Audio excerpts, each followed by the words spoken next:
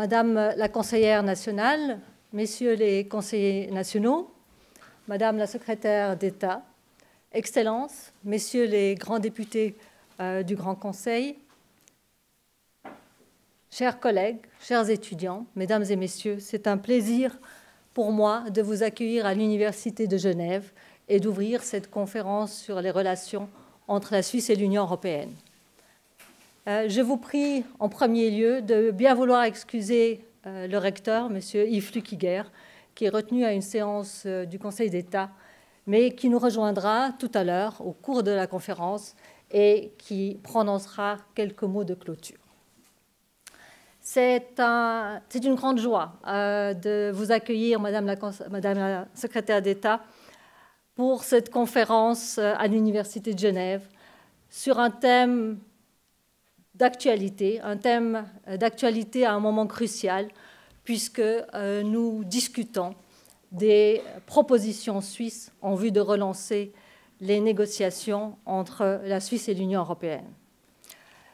C'est un thème important qui a été redynamisé par l'annonce du Conseil fédéral au mois de février dernier de relancer cette négociation avec l'Union suite à l'abandon, de manière un peu abrupte, de l'accord institutionnel qui était envisagé avec l'Union européenne. La déclaration du Conseil fédéral, comme vous vous souvenez peut-être, prévoit un nouveau paquet de relations bilatérales entre la Suisse et l'Union européenne, dans lequel des questions institutionnelles, que vous connaissez pour certains très bien, vont être vues de cas en cas, d'une manière verticale, en vue de les intégrer dans nos différents accords importants avec l'Union. Mais ce n'est pas uniquement cela qui est envisagé par le Conseil fédéral, mais aussi des dispositions de substance avec de nouveaux accords, une association pleine et entière au programme Horizon, qui est très cher à notre université, à tout le milieu académique suisse, mais aussi des dispositions en matière de libre circulation des personnes, en matière de santé, en matière d'électricité pour un nouvel accord, ou encore en matière d'agriculture. Ceci est l'approche développée et proposée par la Suisse à l'Union européenne. C'est un moment aussi important puisque vous revenez d'une visite à Bruxelles, et il y a un peu moins d'une semaine, où vous avez eu l'occasion d'échanger avec le chef de cabinet du commissaire Šefčovič. Je sais que, et nous savons par la presse, que ce sont des discussions qui ont duré, qui est plus de 3 heures, et cela signifie que les discussions ont été animées et que le partenaire réagissait, ce qui est tout à fait positif et non pas négatif, toujours comme souvent on croit le lire dans les médias. Alors, pour l'Union européenne, l'approche est différente. Pour l'Union européenne, on a pu le lire dans la presse, que cette union est un peu moins convaincue que la Suisse par les propositions qui lui sont faites. L'Union européenne souhaite une approche systématique dans nos relations avec elle.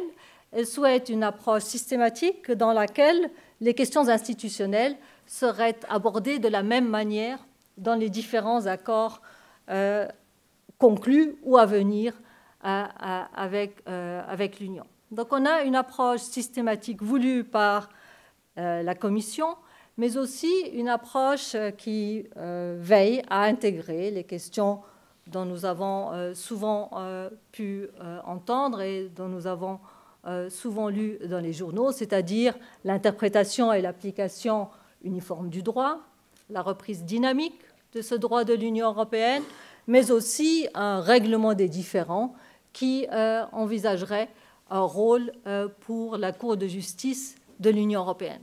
Et à ces questions institutionnelles, la Commission ajoute également une contribution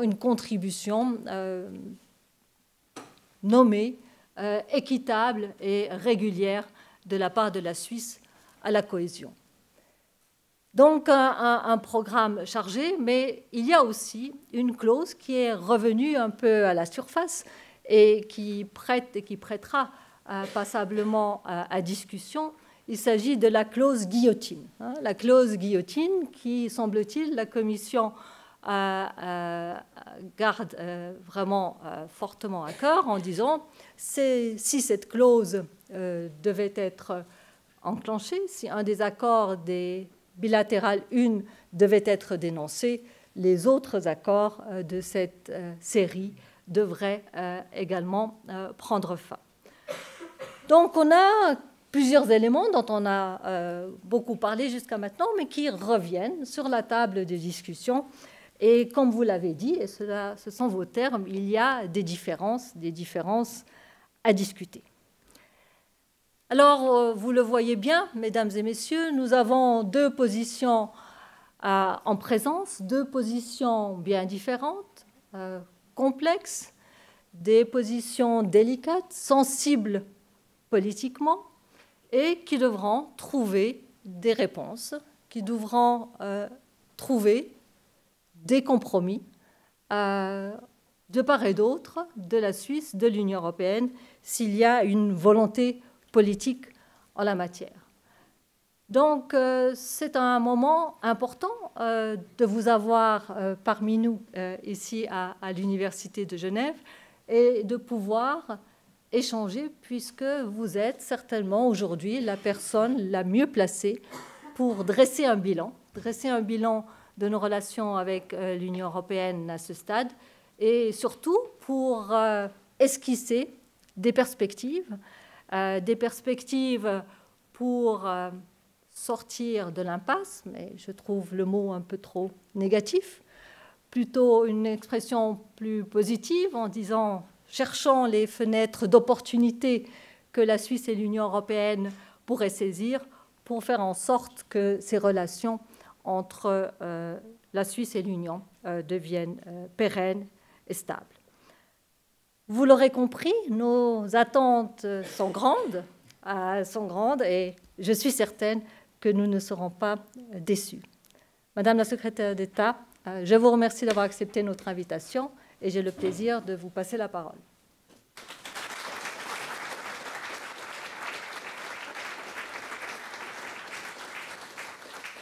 Merci beaucoup.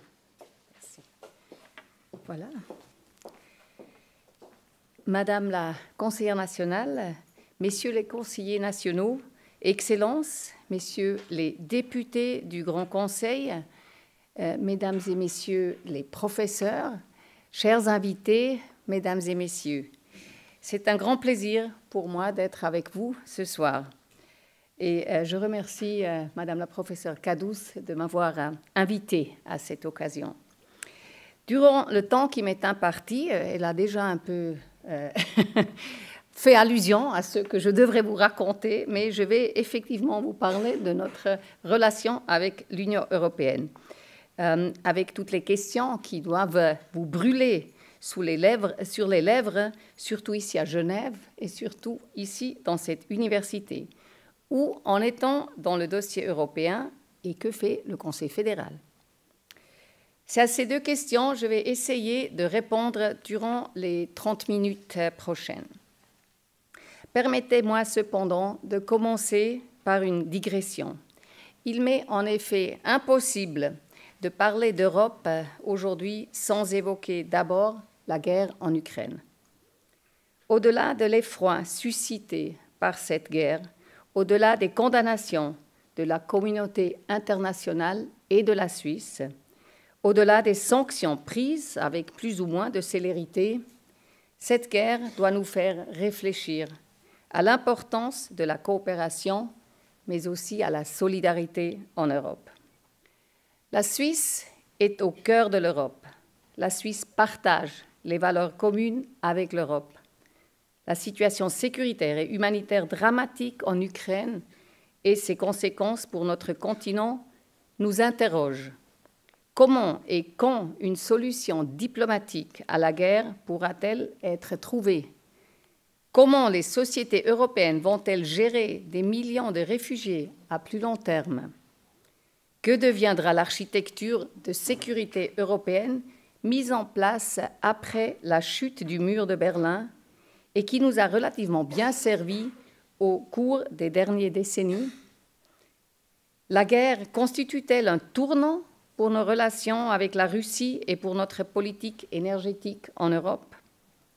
Politiciens, diplomates, secteur privé, universitaires et société civile, nous sommes tous et toutes concernés par cette situation et nous avons tous la responsabilité d'y apporter les réponses. Au département fédéral des Affaires étrangères, vous imaginez bien que ces questions figurent tout en haut de notre agenda ces jours-ci. Dès le début de l'agression militaire de la Russie contre l'Ukraine, le Conseil fédéral a condamné cette grave violation du droit international. Il a également décidé que la Suisse se joindrait aux sanctions de l'Union européenne contre la Russie et le Bélarus. Il a pris 4 jours, dont un week-end, pour le faire. N'en déplaise aux esprits chagrins, la reprise autonome de sanctions de l'UE par la Suisse en vertu de la loi sur les embargos implique inévitablement un certain délai. Au-delà des critiques sur la légendaire lenteur bernoise, il est vrai que cette situation, sans précédent depuis la Deuxième Guerre mondiale, a soulevé des questions fondamentales, notamment en ce qui concerne la politique de neutralité de la Suisse. J'y reviendrai plus tard à ce sujet.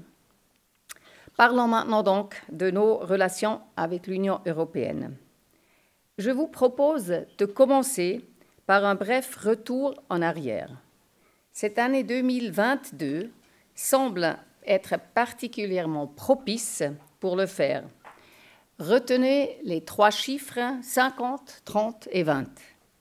Il y a 50 ans, en 1972, la Suisse signait l'accord de libre-échange avec la communauté économique européenne de l'époque. Il faut savoir que la Suisse a été l'un des premiers pays avec lesquels la CEE a formalisé des liens économiques. 2022 marque également le 30e anniversaire de la décision prise par le peuple suisse en 1992 de ne pas adhérer à l'espace économique européen. Enfin, cette année marque également le 20e anniversaire de l'entrée en vigueur du paquet d'accords des bilatérales 1, qui a essentiellement donné naissance à l'approche bilatérale en place aujourd'hui. 20 ans plus tard, quel bilan pouvons-nous tirer de l'approche bilatérale? Sans hésitation, un bilan très positif. L'approche bilatérale a été bénéfique pour la Suisse et pour l'Union européenne. Nos relations ont été façonnées par plus de 100 accords différents dans des secteurs spécifiques. Nous avons construit un large partenariat couvrant de nombreux aspects de la vie économique et politique. À bien des égards, les accords bilatéraux ont créé des conditions très favorables pour les entreprises suisses d'accès au marché unique, même si cet accès reste bien entendu sectoriel. Cette situation profite aux 2 parties, je l'ai déjà dit, car les acteurs économiques européens ont également accès au marché suisse. L'approche bilatérale est donc une réussite qu'il convient de préserver à nos yeux. Laissez-moi vous donner quelques chiffres pour illustrer cette success story. Nous considérons souvent l'importance de l'Union européenne pour la Suisse, mais j'aimerais commencer de regarder une fois les choses dans l'autre sens. La Suisse est le 4e partenaire commercial de l'Union européenne pour les biens et son 3e partenaire pour les services. La Suisse est également le 3e investisseur de l'Union européenne. Dans le domaine des transports, la Suisse a investi des milliards au profit de l'Europe en construisant la nouvelle ligne ferroviaire à travers les Alpes, la NLF1, un axe ferroviaire nord-sud respectueux de l'environnement pour le trafic de marchandises. À l'inverse, Comme nous le savons tous, l'Union européenne est le principal partenaire économique de la Suisse. Plus de la moitié du commerce total des marchandises de la Suisse, soit environ 230 milliards de francs ou 1 milliard par jour ouvrable, se fait avec l'UE 27. Environ 40 000 frontaliers viennent travailler chaque jour en Suisse, dont près de 100 000 ici à Genève. Plus de 1,4 million de citoyens de l'Union européenne résident en Suisse, 3 fois le nombre des Suisses résidant dans l'Union européenne. En termes purement économiques, le Bade-Wurtemberg, à lui seul, est plus important que la Chine pour la Suisse. Ceci me mène aux relations de la Suisse avec ses voisins immédiats, qui touchent presque tous les domaines imaginables, du droit du travail à la mobilité et à l'aménagement du territoire, en passant par la sécurité, l'énergie, l'environnement et la santé. Les citoyens suisses et européens entretiennent des liens sociaux très étroits. La région du Grand Genève en représente le meilleur exemple. J'aimerais mentionner aussi un autre domaine dans lequel la Suisse et l'UE sont des partenaires solides, la recherche et l'innovation. La Suisse dispose d'un établissement de recherche et d'enseignement de premier plan, ce n'est pas à vous que je dois le dire, mais je le répète quand même très volontiers, qui sont solidement ancrés dans l'espace européen de la recherche, grâce notamment à une participation active à des projets phares européens comme le Human Brain Project ou Graphene.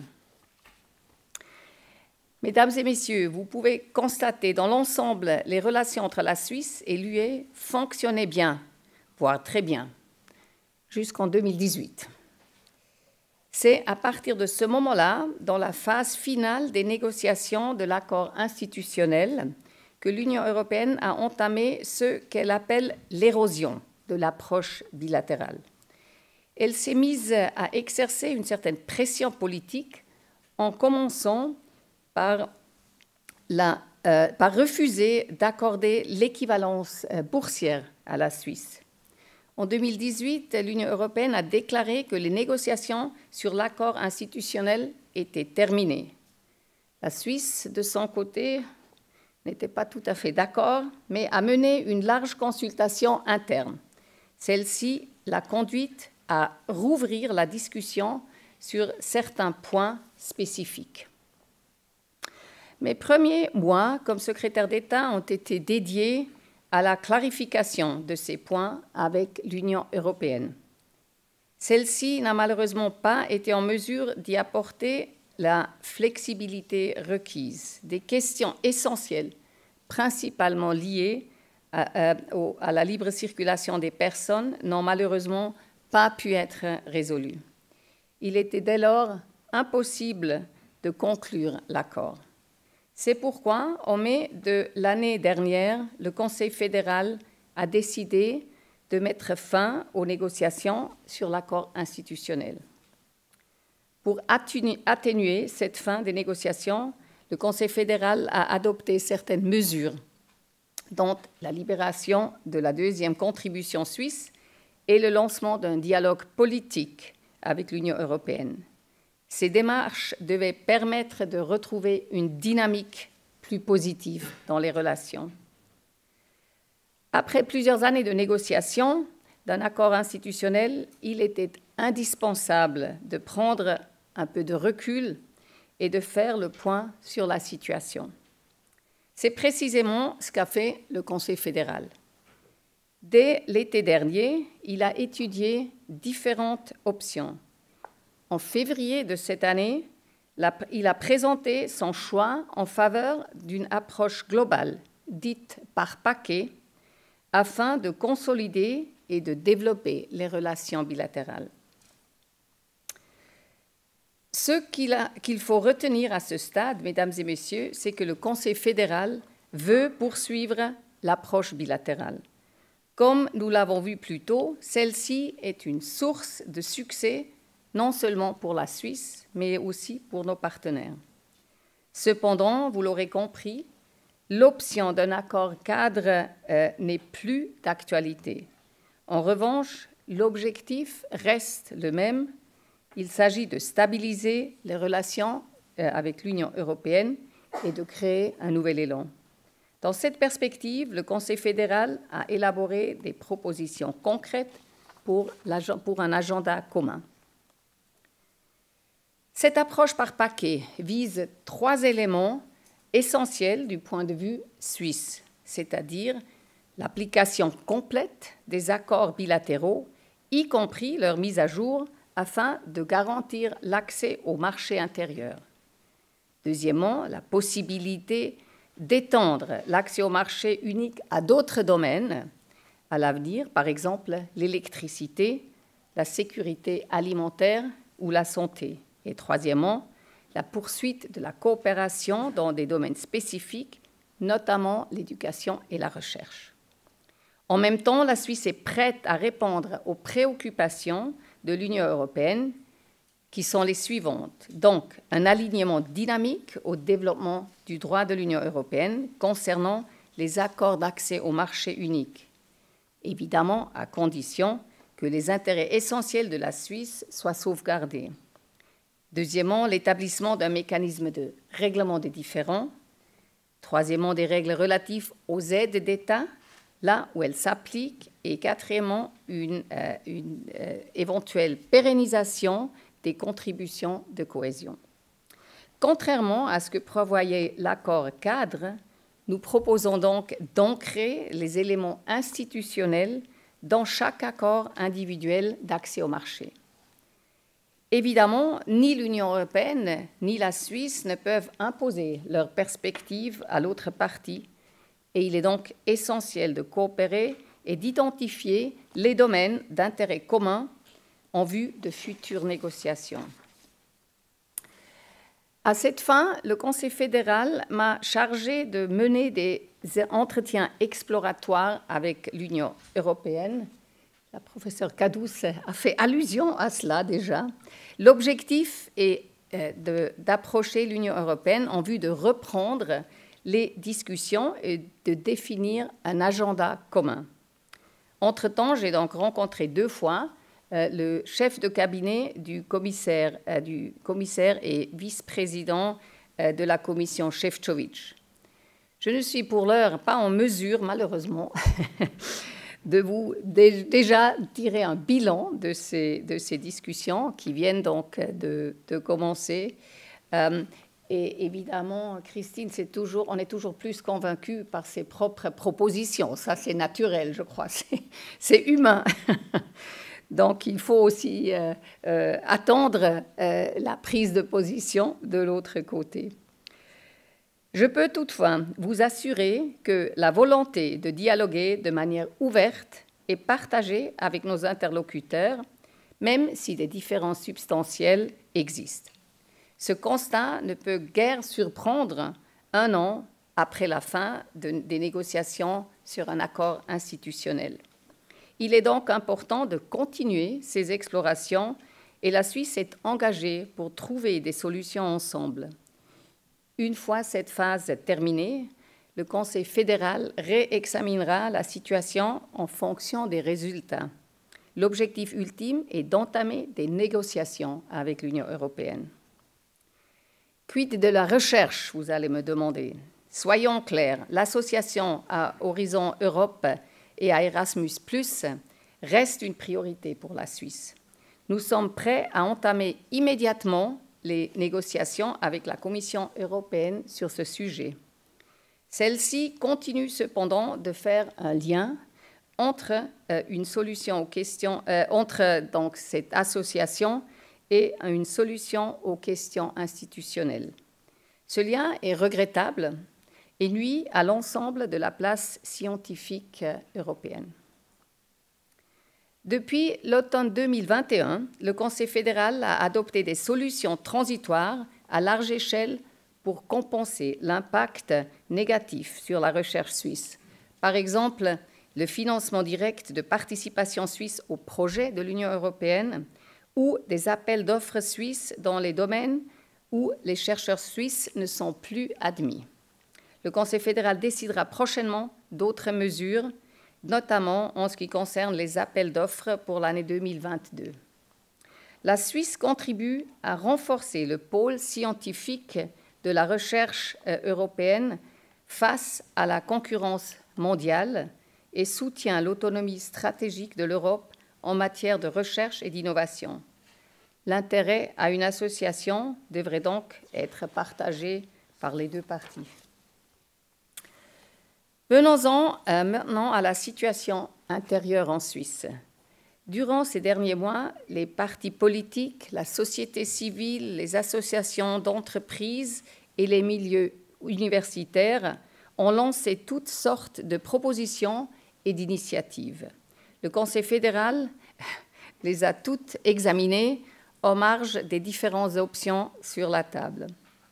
Ces contributions, provenant non seulement des organes institutionnels, ont permis d'identifier les intérêts essentiels dans toute leur diversité. Comme vous le savez, il s'agit d'une voie nécessaire dans notre système de démocratie directe où le soutien interne est capital, y compris en politique étrangère, et ceci de plus en plus d'ailleurs. Il faut également relever le travail de l'ancien secrétaire d'État Mario Gattiker, qui, au nom du département fédéral de justice et police, évalue avec les partenaires sociaux les différences existantes entre les cadres réglementaires suisses et européens. Ce travail alimentera à terme les négociations avec l'Union européenne. Enfin, nous avons intensifié les contacts diplomatiques de haut niveau ces derniers mois. Nous devons nous rappeler que les relations Suisse-Union européenne ne concernent pas seulement la Commission européenne, mais évidemment aussi les États membres de l'Union européenne, même si ces derniers n'ont plus été impliqués dans les négociations institutionnelles. Il est donc important d'expliquer la position suisse et les motivations de notre pays aussi aux membres de l'Union européenne. Voilà, mesdames et messieurs, l'essentiel des démarches entreprises par le Conseil fédéral ces derniers mois, et vous constaterez, je l'espère, qu'il n'est pas resté inactif, bien au contraire. Aujourd'hui, nous sommes prêts à aller de l'avant avec l'Union européenne, à trouver des solutions qui sont dans l'intérêt des deux parties. L'approche par paquet devrait être utile pour faciliter des concessions dans différents domaines lors d'un futur processus de négociation. La Suisse est également convaincue que le paquet qu'elle propose est bien équilibré et permettra de poursuivre, de développer et de façonner l'approche bilatérale. Mesdames et messieurs, permettez-moi cette dernière réflexion. Comme je le disais en préambule, la réapparition soudaine de la guerre en Europe a mis en évidence l'importance de la solidarité européenne. Elle nous a amenés à reconnaître nos valeurs communes. Pays au cœur de l'Europe, la Suisse se montre solidaire et participe à l'accueil des réfugiés ukrainiens ainsi qu'à l'aide humanitaire sur place. La Suisse et l'Union européenne partagent une vision du monde libéral et démocratique fondée sur le respect du droit international et des droits de l'homme. L'agression militaire de la Russie contre l'Ukraine représente un défi pour cette vision du monde, un tournant pour l'architecture de sécurité européenne. Celle-ci est basée sur les principes fondateurs de l'OSCE que la Suisse a contribué à mettre sur place. Le dialogue, le respect de la souveraineté et les droits de l'homme en font partie. Force est de constater que cette guerre suscite de nombreuses questions au sein de la population suisse sur l'opportunité ou non de rejoindre l'OTAN, ou au moins de s'en approcher, sur la compatibilité des sanctions avec la neutralité, sur la façon dont le Conseil fédéral se positionne quant au développement sur le terrain des hostilités. Je souhaite donc terminer ce discours avec 3 remarques à ce sujet. Premièrement, la Suisse reste bel et bien un pays neutre. Il faut le dire haut et fort. Dans le contexte russo-ukrainien, nous appliquons à la lettre le droit de la neutralité depuis 2014 déjà. Celui-ci implique principalement de ne pas apporter de l'assistance militaire aux parties au conflit. Les sanctions qui visent à punir une violation du droit international n'en font pas partie. Elles sont une expression de ce qu'on appelle la politique de neutralité. La Suisse a d'ailleurs repris au cours des années la plupart de celles adoptées par l'Union européenne. La Suisse poursuit une politique indépendante de neutralité active. C'est le lieu de le dire. C'est un exercice délicat qui implique de s'ajuster constamment aux développements internationaux, de sous-peser les intérêts en présence sans savoir le privilège de se cacher derrière un bloc ou une alliance. Deuxièmement, la Suisse soigne des relations diplomatiques avec tous les pays, qu'elle en partage les valeurs ou non. La Russie a déclenché la guerre en Ukraine et la solution à cette guerre devra inévitablement inclure ce pays. Les réactions internationales visant à son isolement sont absolument compréhensibles, mais elles sont aussi dangereuses. Il faut garder une place pour le dialogue et les efforts diplomatiques au-delà des réactions émotionnelles et des condamnations scandalisées sur Twitter. Troisièmement, comme vous l'aurez sans doute entendu, la Suisse brigue un siège au Conseil de sécurité de l'ONU, une candidature lancée en des temps plus cléments, mais qui garde toute son importance aujourd'hui, notamment pour la Genève internationale. Le bien-être de la Suisse dépend en effet d'un multilatéralisme fonctionnel, de normes universelles respectées par tous les pays. Le fait qu'un membre permanent du Conseil de sécurité ait si ouvertement violé la charte de l'ONU représente un défi conséquent. La Suisse considère toutefois qu'elle doit contribuer activement à la recherche de solutions en mettant à disposition son expertise en termes de bons offices. La Suisse doit œuvrer aux côtés des pays qui partagent ces valeurs, dont les pays de l'Union européenne, à la promotion d'un ordre international pacifique basé sur le droit. Ce sont bien ces objectifs de coopération et de défense des valeurs démocratiques qui sont au cœur des relations actuelles entre la Suisse et l'Union européenne. Nous constatons une fois de plus que la Suisse n'est pas un pays isolé, hermétique aux développements internationaux. Elle fait au contraire partie de l'espace plus large. Vis-à-vis de nos partenaires européens, malgré nos différences, nous sommes dans une relation de confiance.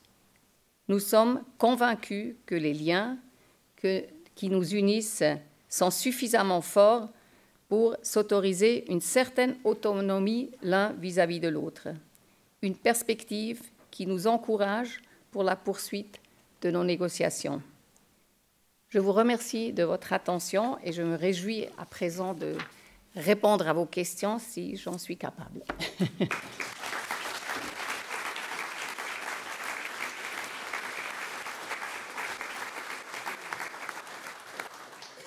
Merci de cette excellente présentation et je retiens en premier lieu que la relation entre la Suisse et l'Union européenne, qui a subi quelques effets négatifs depuis 2018 avec l'érosion dont l'Union européenne parle, a en quelque sorte regagné en confiance depuis, au fond, le triste conflit que nous avons en Ukraine et la guerre que nous avons en Ukraine. Et c'est intéressant de voir que ce contexte général, en quelque sorte, donne un élan positif aux discussions entre la Suisse et l'Union européenne.